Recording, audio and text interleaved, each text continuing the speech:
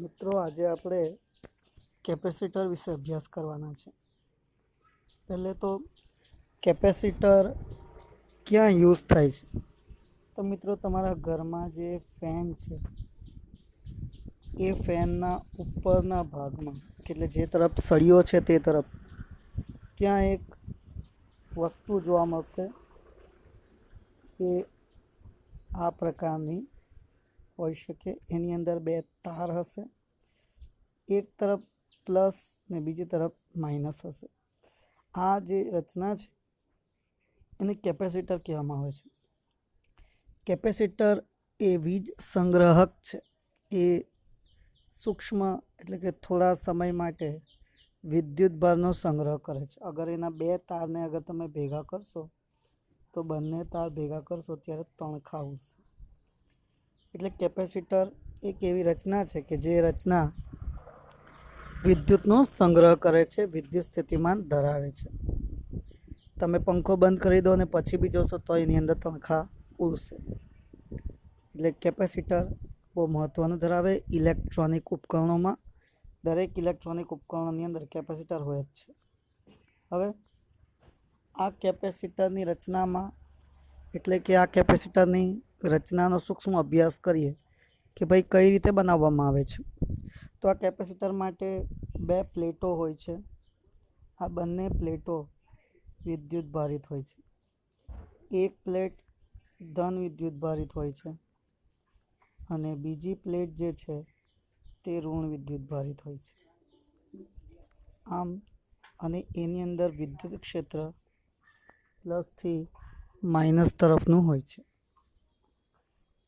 અને આ પ્લસ ક્યુ વિદ્યુત ભાર કહેવાય છે અને આ તરફનો માઇનસ ક્યુ વિદ્યુત ભાર કહેવાય છે। અને વિદ્યુત સ્થિતિમાન વી જેટલું હોય એટલે કે આનું V1 ને આનું V2 એટલે કુલ V1 પ્લસ V2 જેટલો વિદ્યુત સ્થિતિમાન ધરાવે છે। ચાલો થિયરીમાં આગળ ચાલીએ વ્યવસ્થિત અને એક એક સ્ટેપ જોતા જઈએ। તો કેપેસિટર શું છે અને કેપેસિટરની સમજૂતી આપો અને એનો SI એકમ જણાવો। સૌપ્રથમ કેપેસિટર એકબીજાથી અલગ રાખેલા બે સુવાહકોથી બનતી રચના છે। એટલે કે એકબીજાની પાસે યાદચ્છિક રીતે ગોઠવેલા, અલગ રાખેલા, યાદચ્છિક આકાર અને કદના બે સુવાહકોથી બનતી રચનાને કેપેસિટર કહે છે। તો આ કેપેસિટરની વ્યાખ્યા થઈ। ચાલો હવે આગળ ચાલીએ। ધારો કે બે સુવાહક પર પ્લસ ક્યુ ને માઇનસ ક્યુ વિદ્યુતભાર છે તથા તેમના સ્થિતિમાન અનુક્રમે V1 અને V2 છે। તો તેમનો વિદ્યુત સ્થિતિમાનનો તફાવત V1 માઇનસ V2 થાય। આકૃતિમાં તમે જોઈ શકો છો કે અહીંયા પ્લસ ક્યુ વિદ્યુતભાર છે ને અહીંયા માઇનસ ક્યુ વિદ્યુતભાર છે। આના પરનો વિદ્યુત સ્થિતિમાન V1 છે અને આના પરનો વિદ્યુત સ્થિતિમાન V2 છે। બંનેનો સ્થિતિમાનનો તફાવત V1 માઇનસ V2 થશે। હવે એક સુવાહકને અનંત અંતરે ધારી લઈને બીજા એક જ સુવાહકને પણ કેપેસિટર તરીકે ગણી શકાય। એટલે કે સમજો કે એક જ પ્લેટ છે તો બીજી પ્લેટને આપણે અનંત અંતરે કરીને બી એને કેપેસિટર ગણી શકીએ છીએ। એક સુવાહક પરનો વિદ્યુતભાર Q ને કેપેસિટરનો વિદ્યુતભાર કહેવાય છે। એટલે કે આ કેપેસિટર પરનો જે વિદ્યુતભાર છે તે એક પ્લેટ પરનો જે વિદ્યુતભાર તે કેપેસિટરનો વિદ્યુતભાર કહેવાય છે। કેપેસિટરમાં કુલ વિદ્યુતભાર કેટલો થવાનો? 0 થશે। કેપેસિટરનો કુલ વિદ્યુતભાર 0 થશે। કેપેસિટરની અંદર પ્લસ ક્યુ વિદ્યુતભારથી માઇનસ ક્યુ વિદ્યુતભાર તરફનો વિદ્યુત ક્ષેત્ર હોય છે તે વિદ્યુતભાર ક્યુના સમપ્રમાણમાં છે। એટલે કે આપણે કહી શકીએ કે વિદ્યુત ક્ષેત્ર એ વિદ્યુત ભારના સમપ્રમાણમાં છે। તે જ રીતે વિદ્યુત સ્થિતિમાન બી ક્યુના સમપ્રમાણમાં છે। હવે જો આપણે એમ કહીએ કે ક્યુ અને વીનો ગુણોત્તર લઈએ તો ક્યુ અને વીનો ગુણોત્તર અચળ રહે છે। આ અચળ ગુણોત્તરની C is equals to Q upon V કહેવાય છે, જે કેપેસિટરના કેપેસિટન્સ તરીકે ઓળખાય છે.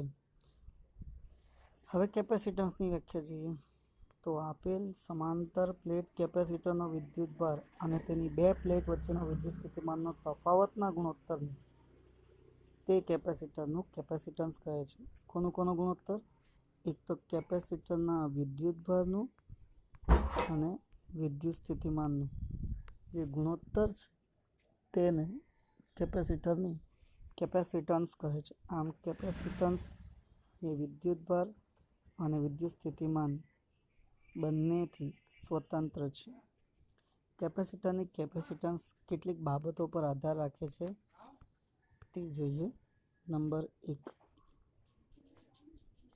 પહેલી બાબત, કેપેસિટરનું કેપેસિટન્સ સી એ તેના આકાર, માપ, બે સુવાહકો વચ્ચેના અંતર પર આધાર રાખે છે. બીજું, બે સુવાહકો વચ્ચે રાખેલા ડાઇલેક્ટ્રિકના પ્રકાર પર આધાર રાખે છે. એક કેપેસિટરની નજીક બીજા કેપેસિટરની હાજરી એ કેપેસિટરના કેપેસિટન્સનું હાજરી બતાવે છે. કેપેસિટરની નજીક બીજા કેપેસિટરની હાજરી બતાવે છે. કેપેસિટરનું મૂલ્ય જે છે તે નીચેની બાબત પર આધાર રાખે છે. નંબર 1, તે સુવાહકના દ્રવ્ય પર, વિદ્યુતભારના જથ્થા પર. ચાલો આપણે સીને આપણે દર્શાવેલું છે ક્યુ અપોન વી વડે. ક્યુ એટલે કુલમ અને આ વોલ્ટ એટલે કેપેસિટરનો એકમ થયો કુલમ પર વોલ્ટ.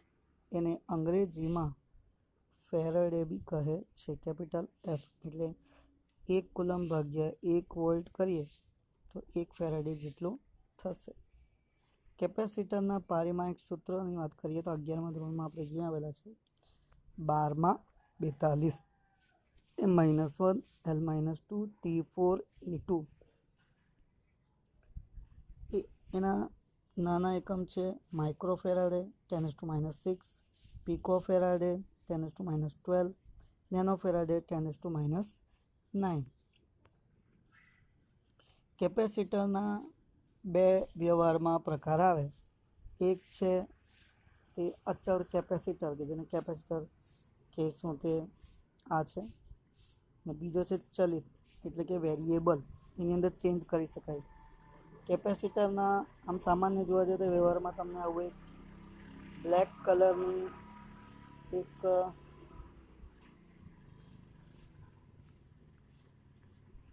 કલરની એક ડબ્બી જેવું હશે. બ્લેક કલરની ડબ્બી, તેની ઉપર એ કેટલા માઇક્રોફેરાડેનો છે તે લખેલું હશે. એના પર બે બિંદુ હશે, બંને પર પ્લસ ને માઇનસ એવું લખેલું હશે. એ કેપેસિટર કહેવાય છે નિશ્ચિત મૂલ્યનું. પછી ચલિતમાં કેવું હોય છે કે એક જેમ અવરોધ પેટી આવે તેવું જ એક બોક્સ જેવું હશે, જેની અંદર ચાવીઓ મૂકેલી હશે, જે તમે 11મા ધોરણમાં કળ કહેતા હતા તેવી કળ જેવી મૂકેલી હશે. અને પહેલું અને બીજું જે છે બે પર તમે વાયર જોડીને એને કનેક્ટ કરી શકો છો. કેપેસિટર હંમેશા નાના મૂલ્યનું હોય છે. 1 ફેરાડે એટલે તો બહુ જ મોટું કેપેસિટર કહેવાય. એટલે કેપેસિટર એમ તો સામાન્ય રીતે નાના મૂલ્યનું એટલે માઇક્રો, નેનો, પિકો ફેરાડેના જ હોય છે. એટલે જવાબમાં બી આવે તો ધ્યાન રાખવું કે કેપેસિટરની કિંમત ખૂબ જ નાની હોય છે. ઓકે, નોંધી લો.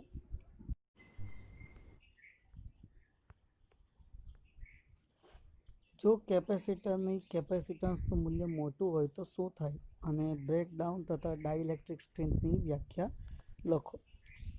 જાણવા માટે જરૂરી છે એ પરથી આપણે જોઈએ. જો કેપેસિટરનું કેપેસિટન્સનું મૂલ્ય બહુ મોટું હોય ને તો આપેલ વિદ્યુતભાર માટે વિદ્યુત સ્થિતિમાનના તફાવતનું મૂલ્ય ખૂબ નાનું મળે. કેમ કે C is equals to Q upon V થાય છે. એનો મતલબ એમ થયો કે મોટો કેપેસિટન્સ ધરાવતું કેપેસિટન્સ પ્રમાણમાં નાના સ્થિતિમાનના તફાવત માટે મોટા જથ્થાનો વિદ્યુતભાર ધારણ કરી શકે છે. જો વિદ્યુત સ્થિતિમાનનો તફાવત મોટો હોય તો કેપેસિટરોની સુવાહક પ્લેટોની આસપાસ પ્રબળ વિદ્યુત ક્ષેત્ર હોય છે. જો વિદ્યુત સ્થિતિમાન વોલ્ટેજ મોટું તો વિદ્યુત ક્ષેત્ર બી મોટું. જો વિદ્યુત સ્થિતિમાનનો તફાવત મોટો તો વિદ્યુત ક્ષેત્ર બી મોટો બને છે. આ ખાસ ધ્યાન રાખવાનું. પ્રબળ વિદ્યુત ક્ષેત્ર આસપાસની હવાનું આયનીકરણ કરી શકે છે. આ રીતે ઉત્પન્ન થયેલા વિદ્યુત ભારો વિરુદ્ધ રીતે વિદ્યુત ભારિત પ્લેટો તરફ પ્રવેગિત થાય છે અને કેપેસિટરોની પ્લેટ પરના વિદ્યુત ભારોને અંશતઃ તટસ્થ કરી દે છે. કેપેસિટરની એક પ્લેટ પરનો વિદ્યુત ભાર અવાહક માધ્યમમાંથી પસાર થઈ કેપેસિટર નકામું બને છે. કેપેસિટર ક્યારે નકામું બની જાય? જ્યારે એક પ્લેટ પરનો વિદ્યુત ભાર અવાહક માધ્યમમાંથી પસાર થઈ બીજી પ્લેટ પર પહોંચે તો કેપેસિટર શું થઈ જાય? નકામો થઈ જાય. સુવાહકના પૃષ્ઠ પર જો વિદ્યુત ભારની સંખ્યા ઘણી મોટી હોય તો તે ભાગ પાસે વિદ્યુત ક્ષેત્ર પ્રબળ હોય છે. તેથી પૃષ્ઠ પરના ઇલેક્ટ્રોન અને સુવાહક પાસે જકડી રાખતા બળોનો સામનો કરીને પૃષ્ઠ પરથી છટકી જાય છે. એનામાંથી શું યાદ રાખવાનું છે કે પૃષ્ઠ પર જેટલી બી વિદ્યુત ભારની સંખ્યા મોટી હશે ને તેટલો વિદ્યુત ક્ષેત્ર મોટો હોય છે. એટલે કે ઇલેક્ટ્રોન તેમની સુવાહક સાથે જકડી રાખતા બળનો સામનો કરી પૃષ્ઠ પરથી છટકી શકે છે. આ ઘટનાને શું કહેવાય? બ્રેકડાઉન, ડાઇલેક્ટ્રિક બ્રેકડાઉન કહે છે અને તેને કોરોના ડિસ્ચાર્જ પણ કહે છે. કોર મીન્સ જે કેપેસિટરની બે પ્લેટ છે એની વચ્ચે જે મૂકવામાં આવે ને દ્રવ્ય એને કોર કહેવામાં આવે છે. તે બે કોરોના ડિસ્ચાર્જ પણ કરી શકે. પેલો કોરોના નહીં સમજતા જે હમણાં ચાલી રહ્યું છે. કોર મીન્સ વચ્ચેનો દ્રવ્ય. ડાઇલેક્ટ્રિક માધ્યમ એટલે કે બ્રેકડાઉન થયા સિવાય જે મહત્તમ વિદ્યુત ક્ષેત્રનો સામનો કરી શકે તેને ડાઇલેક્ટ્રિક સ્ટ્રેન્થ મીન્સ તાકાત. તો બ્રેકડાઉન થયા સિવાય મહત્તમ સમય સુધી એ વિદ્યુત ક્ષેત્રનો સામનો કરી શકે તેને ડાઇલેક્ટ્રિક સ્ટ્રેન્થ કહેવાય છે. હવા માટે ડાઇલેક્ટ્રિક સ્ટ્રેન્થનું મૂલ્ય 3 × 10⁶ વોલ્ટ પર મીટર. આ યાદ રાખજો. કેટલીક વખત દાખલામાં કિંમત માટે યાદ રાખવું પડે. હવામાં ડાઇલેક્ટ્રિક એટલે હવા જે છે તે બી એક ડાઇલેક્ટ્રિક છે તો તેની જે સ્ટ્રેન્થ છે તે 3 × 10⁶ વોલ્ટ પર મીટર છે. વિદ્યુત ક્ષેત્રના આ મૂલ્ય માટે કેપેસિટરની બે પ્લેટો વચ્ચેનો વિદ્યુત સ્થિતિમાનનો તફાવત 3 × 10⁴ વોલ્ટ થાય છે. જે વિદ્યુત ભાર લીક થયા સિવાય કેપેસિટરની પ્લેટો પર મોટો જથ્થો ધારણ કરવા માટે કેપેસિટર પૂરતું મોટું હોવું જોઈએ. તો આ થઈ કેપેસિટન્સની સ્ટ્રેન્થ, ડાઇલેક્ટ્રિક સ્ટ્રેન્થ થઈ. અને કેપેસિટરનું મૂલ્ય મોટું હોય તો શું થાય તે બાબત ધ્યાનથી વાંચજો અને સમજજો. ક્વેશ્ચન છે, સમાંતર પ્લેટ કેપેસિટર કોને કહેવાય? આવા કેપેસિટરના કેપેસિટન્સનું સૂત્ર મેળવો અને તેના મૂલ્યનો આધાર કઈ કઈ બાબત પર છે તે કહો. એકબીજાથી થોડા અંતરે રહેલી બે મોટી સમતલ સમાંતર વાહક પ્લેટોની રચનાને સમાંતર પ્લેટ કેપેસિટર કહે છે. આવા કેપેસિટરમાં બે સમતલો વચ્ચે કોઈ અવાહક માધ્યમ રાખવામાં આવે છે. એટલે કે બે પ્લેટ હોય, આ બે પ્લેટ વચ્ચે એક માધ્યમ હોય છે. આ માધ્યમ એનો ડાઇલેક્ટ્રિક કહેવાય છે, જે અવાહક હોય છે. હવે આવા માટે આપણે આકૃતિમાં દર્શાવ્યા મુજબ એક અને બે વાહક પ્લેટો લીધી જેમના વિદ્યુતભાર +Q અને -Q છે તથા દરેક પ્લેટનું ક્ષેત્રફળ કેપિટલ A અને તેમની વચ્ચેનું અંતર સ્મોલ d છે. હવે આવી પ્લેટો પરની વિદ્યુતભાર ઘનતા જોઈએ તો એક જે પ્લસ પ્લેટ છે તેના પર પ્લસ વિદ્યુતભાર ઘનતા થશે અને માઇનસ પ્લેટ પર -σ વિદ્યુતભાર ઘનતા હશે. હવે પ્લેટોની રેખીય પરિમાણ કરતાં તેમની વચ્ચેનું અંતર ખૂબ નાનું રાખવામાં આવે. મતલબ પ્લેટ જેટલી મોટી છે પણ તેમની વચ્ચેનું અંતર એના કરતાં ખૂબ નાનું રાખવામાં આવે છે. d is very greater than a બી રાખવામાં આવે એટલે કે ક્ષેત્રફળ બી ઓછું. આ પ્લેટ જેટલી મોટી છે એનું જેટલું ક્ષેત્રફળ છે તેના કરતાં તે બંને વચ્ચેનું ડિસ્ટન્સ જે છે ડી તે બી ઓછું રાખવામાં આવે છે. એક પ્લેટ પરનો વિદ્યુત ક્ષેત્ર તો E બરાબર સિગ્મા અપોન 2ε0, જ્યાં સિગ્મા એટલે ક્યુ અપોન એ, પ્લસ માટે પ્લસ ક્યુ અપોન એ, માઇનસ માટે માઇનસ ક્યુ અપોન એ. આ બંનેના જો સ્થિતિમાન એટલે કે વિદ્યુત ક્ષેત્રનો જો તફાવત લઈએ ને તો તે 0 થાય છે. વિદ્યુત ક્ષેત્રનો તફાવત 0 થાય છે. તો આ બંને વિદ્યુત ક્ષેત્રોનો જો સરવાળો કરીએ તો તે સિગ્મા અપોન એપ્સિલોન 0 થાય. સિગ્મા અપોન એપ્સિલોન 0, સિગ્મા એટલે ક્યુ અપોન એ મૂકીએ તો E is equals to sigma upon epsilon 0 into A, કે જ્યાં sigma is equals to Q upon A મૂકેલું છે. આ વિદ્યુત ક્ષેત્રની દિશા ધન પ્લેટથી ઋણ પ્લેટ તરફની હોય છે. આપણે જોયું કે અહીંયા બે પ્લેટો છે ને, એક પ્લેટ ધન છે ને એક પ્લેટ ઋણ છે. તેના વિદ્યુત ક્ષેત્રની જે ડાયરેક્શન છે તે પ્લસથી માઇનસ તરફની હશે. આ પ્લેટોની સીમાઓ પાસે ક્ષેત્ર રેખાઓ બહાર તરફ વળેલી હોય છે, જેને ફ્રિંગિંગ ઓફ ધ ફિલ્ડ કહે છે.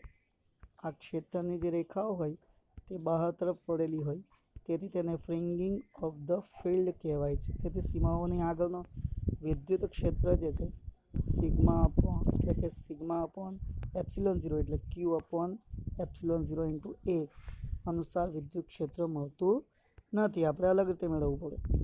અહીંયા ડી જો બહુ નાનું લેવામાં આવે તો શું થશે, એટલે કે ડી ખૂબ જ નાનું લેવામાં આવે તો પૂરતા દૂરના વિસ્તાર માટે આ અસરો અવગણી શકાય છે. એટલે કે વિદ્યુત સ્થિતિમાનની જે વ્યાખ્યા છે તે પ્રમાણે V is equals to E into D Q D upon epsilon 0 into A. હવે C is equals to Q upon V છે, એટલે કે ક્યુ અપોન વીની કિંમત મૂકો અહીંયા તો શું ક્યુ ડી અપોન એપ્સિલોન 0 એ છેદનો છેદ અંશ થઈ જાય, ક્યુ ક્યુ કેન્સલ થઈ જાય. તો એવી કન્ડિશનમાં આપણને કેપેસિટરનો એક નવો સૂત્ર મળે છે. એ સૂત્ર શું બને છે? C is equals two epsilon 0 A upon D. આ સમાંતર પ્લેટ કેપેસિટરનું કેપેસિટન્સ કેટલી બાબતો પર આધાર રાખે છે? તો નીચેની બાબતો પર આધાર રાખે છે. નંબર 1, ક્ષેત્રફળ પર, બંને વચ્ચેના અંતર પર એટલે કે C proportional two 1 upon D, અને પરાવૈદ્યુતાંક એટલે કે એની જે સસેપ્ટિબિલિટી છે તેના પર બી આધાર રાખે છે. માધ્યમની પરમિટિવિટી પર આધાર રાખે છે. ધ્યાનથી વાંચી લો ને તૈયાર કરવાનું છે. ક્વેશ્ચન ખૂબ જ અગત્યનું છે, પરીક્ષામાં પૂછી શકાય તેવો સવાલ છે કે કેપેસિટર, સમાંતર પ્લેટ કેપેસિટર એટલે શું, અને આવા કેપેસિટર અને કેપેસિટન્સનું સૂત્ર મેળવો તથા એ કઈ બાબત પર આધાર રાખે છે તે બી કહો. ચાલો એક મજેદાર ક્વેશ્ચન જોઈએ. મજેદાર ક્વેશ્ચન આમ છે કે આપણે 1 ફેરાડેનો જે કેપેસિટર જોઈએ છે તે 1 ફેરાડેનો કેપેસિટર કેટલો મોટો હોઈ શકે, બરાબર? તો પહેલે તો આપણે જોઈએ કે એનું સૂત્ર શું છે. તો C is equals two epsilon 0 A upon D. તો ક્ષેત્રફળ કેટલું રાખવાનું, તો A is equals two C into D upon epsilon. અહીંયા આપણે જે બે કેપેસિટર વચ્ચેનું અંતર તે ફિક્સ કરી નાખીએ 1 સેન્ટીમીટર જેટલું, બરાબર ને? એપ્સિલોન 0ની કિંમત આપણને ખબર છે. તો 1 ફેરાડે માટે Cની જગ્યાએ આપણે 1 લખીએ, બરાબર. ડીની જગ્યાએ 1 મીટર કરવાનું એટલે 10⁻² લખીએ, અને પરમિટિવિટી 8.85 ઇન્ટુ 10⁻12 લખીએ તો આટલું મળશે. 0.11299 ઇન્ટુ 10⁻10 મીટર સ્ક્વેરમાં ફેરવીએ તો 1 ઇન્ટુ 10⁻9 મીટર સ્ક્વેર. થોડું હજુ મજેદાર કરીએ તો 10 ગુણ્યા 10⁸ મીટર સ્ક્વેર. જો આ એની બાજુઓ જોઈએ કે એની બાજુઓની લંબાઈ પહોળાઈ કેટલી હશે, તો જો ચોરસ લઈએ તો 3 ઇન્ટુ 10⁴ એટલે કે 30 કિલોમીટર. વિચારો મિત્રો કે એની લંબાઈ 30 કિલોમીટર, પહોળાઈ 30 કિલોમીટર, ઊંચાઈ 30 કિલોમીટર એટલે રાખીએ ને તો આપણને એક કેપેસિટર મળે. મતલબ કે વિચારો કે અહીંયાથી એટલે કે વલસાડથી ધરમપુર જેટલી જે અંતર છે 30 કિલોમીટરનું છે, તો એટલા 30 કિલોમીટર વિચારી શકો ને, એટલી મોટી પ્લેટ હોય તો આપણે એ બે પ્લેટોને એકબીજાથી 1 સેન્ટીમીટર દૂર રાખીને 1 ફેરાડેનો, ખાલી 1 ફેરાડેનો કેપેસિટર બનાવી શકીએ. તો વિચાર કરો કેટલો મોટો કેપેસિટર થાય ત્યારે 1 ફેરાડે થાય. એનો મતલબ એમ થયું કે ફેરાડે એટલે કે કેપેસિટરની કેપેસિટન્સ બહુ જ નાની હોય છે. કોઈ દિવસ ભૂલથી બી 10⁻⁻6 નહીં લખી દેતા. 10⁻⁻6, 10⁻⁻12, 10⁻⁻15 એવા નાના જ હોય. 10⁻⁻9, પીકો, નેનો, માઇક્રો એવા નાના જ હોઈ શકે. નોંધી લો. ચાલો એક બીજો ક્વેશ્ચન લઈએ. 1 મીટર સ્ક્વેર ક્ષેત્રફળવાળી બે સમાન ધાતુની પ્લેટોને 1 મિલીમીટરના અંતરે મૂકીએ તો તેનું કેપેસિટન્સ કેટલું થાય? તો ખાલી કિંમતો મૂકવાની છે આપણે અહીંયા. તો પહેલું તો સૂત્ર C=ε0 E/d. યાદ છે ને? કેપેસિટર માટે બે સૂત્ર યાદ રાખવાના ખાસ. તો એક તો Q/A, બીજું સૂત્ર ε0 A/d. બરાબર, આ બધા એના સૂત્રો છે, એ ખાસ યાદ રાખવાના છે. બરાબર, તો કિંમતો મૂકીએ. ε0ની 8.85 × 10⁻12 1 મીટર સ્ક્વેર અને 1 મિલીમીટર એટલે 10⁻³ તો તેની કેપેસિટન્સ 8.85 × 10⁻⁹ ફેરાડે જેટલી થશે.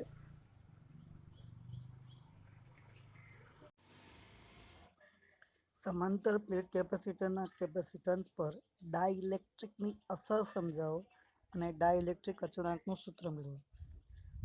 તમે આગળ જોઈ ગયા છે કે કેપેસિટરની બે પ્લેટોની વચ્ચેનો જે વિસ્તાર છે ત્યાં ડાઇલેક્ટ્રિક હોય છે.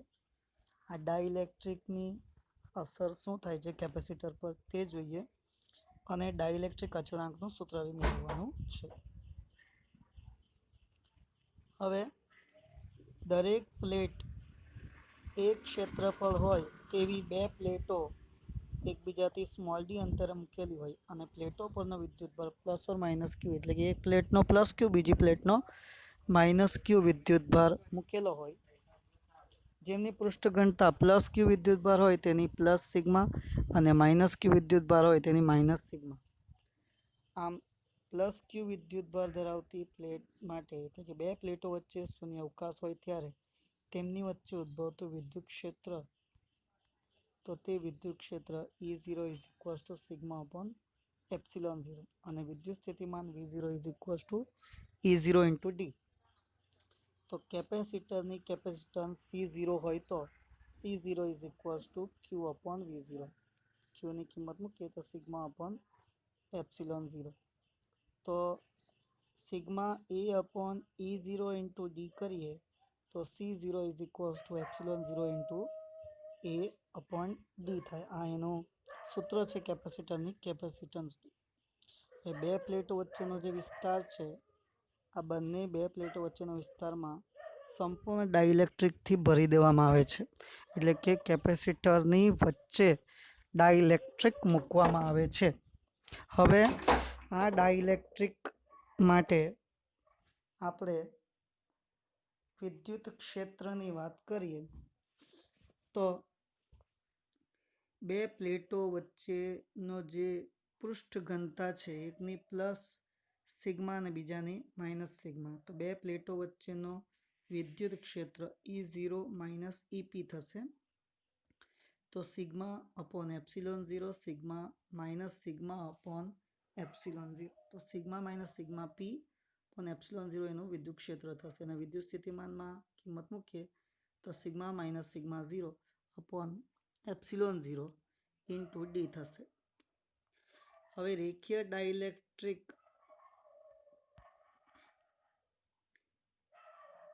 ડાઇલેક્ટ્રિક માટે સિગ્મા એ E0 ને સમપ્રમાણમાં છે. એટલે કે પૃષ્ઠ ઘનતા જે છે વિદ્યુત ક્ષેત્રને સમપ્રમાણમાં છે. તો σ -σ0 σ/k ડાઇલેક્ટ્રિક અચળાંક. તો V = σ d/ε0 × k. સિગ્માની કિંમત મૂકીએ Q/A તો Q × d/ε0 A × k. હવે C = Q/V છે. તો Q એટલે કિંમત મૂકીએ तो A epsilon 0 K upon d, तो K into A epsilon 0 upon d, तो C is equals to K into C0 के જ્યાં K ડાઇલેક્ટ્રિકના માધ્યમના કેપેસિટરનું કેપેસિટન્સ શૂન્યાવકાશના માધ્યમમાં કેપેસિટર કરતાં K જેટલું વધે છે. કેટલું વધે છે? K જેટલું વધે છે. હવે સિગ્મા 0 જે છે ઇન્ટુ K ને માધ્યમની પરમિટિવિટી એપ્સિલોન વડે દર્શાવીએ છીએ. તો epsilon is equals two epsilon 0 into K થાય. એટલે કે ડાઇલેક્ટ્રિક અચળાંક પ્રકરણ 1 માં બી જોઈ આવેલા છે. ડાઇલેક્ટ્રિક અચળાંક જે છે તે K બરાબર, એટલે કે એને આપણે એપ્સિલોન આર બી કહેતા, સાપેક્ષ પરમિટિવિટી. તો સિગ્મા એટલે કે એપ્સિલોન અપોન એપ્સિલોન 0 કરતા મળે છે, તો એની જગ્યાએ C અપોન C0 લખીએ તો E0 અપોન E થાય. આમ ડાઇલેક્ટ્રિક અચળાંકની વ્યાખ્યા શું બનશે? તો ડાઇલેક્ટ્રિક અચળાંકની વ્યાખ્યા બનશે માધ્યમની પરમિટિવિટી અને શૂન્ય અવકાશની પરમિટિવિટીના ગુણોત્તરને ડાઇલેક્ટ્રિકનો અચળાંક કહે છે. બીજી બી એક બનાવી શકાય છે. બીજી શું બનાવી શકાય કે આપણે E upon E0 upon E બી કર્યું ને, તેના પરથી શું બનાવી શકાય કે શૂન્ય અવકાશમાં વિદ્યુત ક્ષેત્રની તીવ્રતા અને ડાઇલેક્ટ્રિક માધ્યમમાં વિદ્યુત ક્ષેત્રની તીવ્રતાના ગુણોત્તરને ડાઇલેક્ટ્રિક અચળાંક કહે છે. હજુ આપણે એક બીજી પણ બનાવી શકીએ છીએ કે ડાઇલેક્ટ્રિકના માધ્યમમાં સમાંતર પ્લેટનું કેપેસિટન્સ C અને શૂન્ય અવકાશમાં માધ્યમમાં સમાંતર પ્લેટ કેપેસિટરનું કેપેસિટન્સ C0 ના ગુણોત્તરને ડાઇલેક્ટ્રિક અચળાંક કહે છે. આ રીતે ડાઇલેક્ટ્રિક અચળાંકની બે વ્યાખ્યા થઈ જાય. એક એપ્સિલોન 0 માટે કે માધ્યમની પરમિટિવિટી અને શૂન્ય અવકાશની પરમિટિવિટીના ગુણોત્તરને ડાઇલેક્ટ્રિક અચળાંક કહે છે. બીજું વિદ્યુત ક્ષેત્રના સંદર્ભમાં બની શકે વિદ્યુત ક્ષેત્રની તીવ્રતા, એટલે કે શૂન્ય અવકાશના વિદ્યુત ક્ષેત્રની તીવ્રતા અને ડાઇલેક્ટ્રિકના વિદ્યુત ક્ષેત્રની તીવ્રતાના ગુણોત્તરને બી ડાઇલેક્ટ્રિક અચળાંક કહે છે. અને ત્રીજું સમાંતર પ્લેટ કેપેસિટરની કેપેસિટન્સ અને શૂન્ય અવકાશના માધ્યમમાં મૂકેલી સમાંતર પ્લેટ કેપેસિટન્સના કેપેસિટરના ગુણોત્તરને બી ડાઇલેક્ટ્રિક અચળાંક કહે છે. આમ ત્રણ વ્યાખ્યાઓ એની બને છે. સારી થિયરી છે, તૈયાર કરવી, લખવી અને મોડે પણ કરીને રેડી રાખવું. Look like capsule. This is capacitor actually. Anyway, time to know what it. Capacitor is a little battery. I mean, it can store electrical charge like battery, although they work in completely different way. The effect of a capacitor known as capacitance. Capacitance is usually measured in farad. Anyway, let's see the internal structure and working principle of a capacitor. First, see internal structure in capacitor. In general, capacitor constructed by two electrical conductive metal plates and is separated by an insulating material such as paper, ceramic, glass, etc. Okay, let's see how a capacitor stores electrical energy. Before connect power source, this metal plates typically has equal amount of positively and negatively charged. That means both plates are electrically neutral. If you connect a power source with this capacitor, negative charge will flow from one plate to another plate as shown. Similarly, positive charge also shift their plate. In a while, one plate fully negatively charged, another one fully positively charged. That means capacitor is fully charged. Now, if you remove the battery, it will hold electric charge for a long time. You can discharge this capacitor by shorten two terminal